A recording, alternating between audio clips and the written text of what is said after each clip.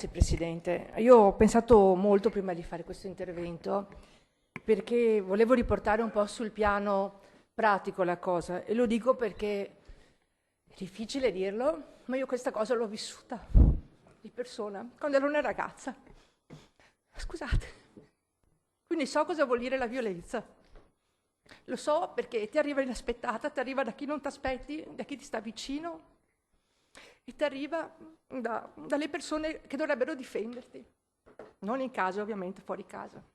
L'ho vissuta purtroppo negli anni con tante amiche e con tante persone che hanno subito la violenza.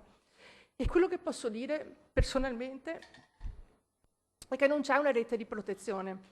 Perché la rete di protezione, che dovrebbe essere quella che ti sta vicino, molto spesso non ti ascolta o non ci puoi parlare perché ti senti in colpa, perché ti vedi oggetto di una cosa che non è tua, sei impura. Questa è la realtà delle cose. E quindi immagino che anche Giulia, quando ha parlato con i suoi, con suo padre, con la sua famiglia, con i suoi amici, abbia provato a chiedere aiuto, ma molto spesso si banalizzano le cose, si dice ma sai, i ragazzi sono esagerati, sarai innamorato, no? Quante volte ci si sente dire sarai innamorato e quindi fa queste cose perché pensa che così ti conquista, ti tiene più stretto, ti tiene più vicino. Non è così, non è così.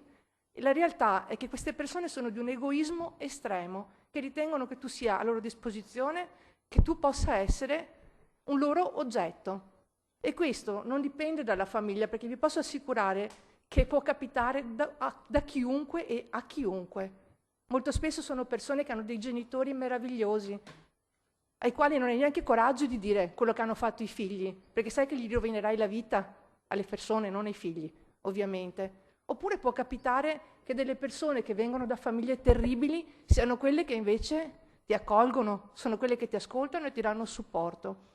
Per cui tanti di quei discorsi che abbiamo sentito oggi, almeno a mio avviso, sono belli, per carità, coreografici, ma consigliere Andreoli, mi consente di dire, noi non andiamo in cerca del principe azzurro, assolutamente, credo che qua le nostre mie colleghe lo possano dire, non lo vogliamo il principe azzurro, perché non esiste. Esiste l'uomo vero, esiste l'uomo che la mattina si alza per prepararti il caffè perché magari quel giorno stai male, esiste il collega che quel giorno rinuncia a venire qui perché ha la moglie, ha bisogno che qualcuno stia con i figli, esiste l'uomo che tutti i giorni fa qualche cosa per la propria moglie, per la propria donna, esiste il padre che supporta i figli e le figlie anche nel momento del bisogno. Il principe azzurro non c'è. La favola di Cenerentola, per fortuna, l'abbiamo superata da un bel po'.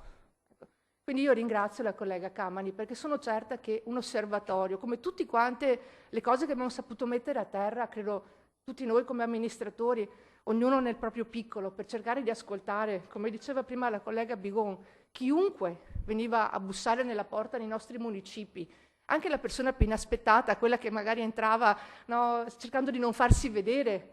Ecco, tutto questo messo in rete può essere una risoluzione, può essere un qualche cosa che poi alla fine porterà i nostri figli e le nostre figlie a vivere in un mondo migliore. Non mi illudo che cambierà tutto questo, non possiamo pensare che un osservatorio risolva, ma almeno riusciamo a capire a che punto siamo, che strada stiamo percorrendo, stiamo migliorando, stiamo peggiorando, in che cosa possiamo intervenire.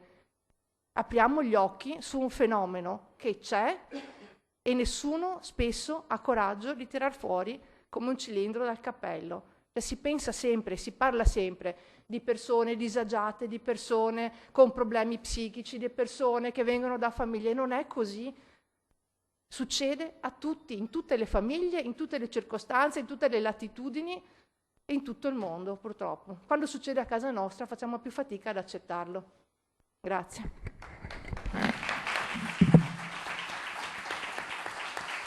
Grazie collega. Ha chiesto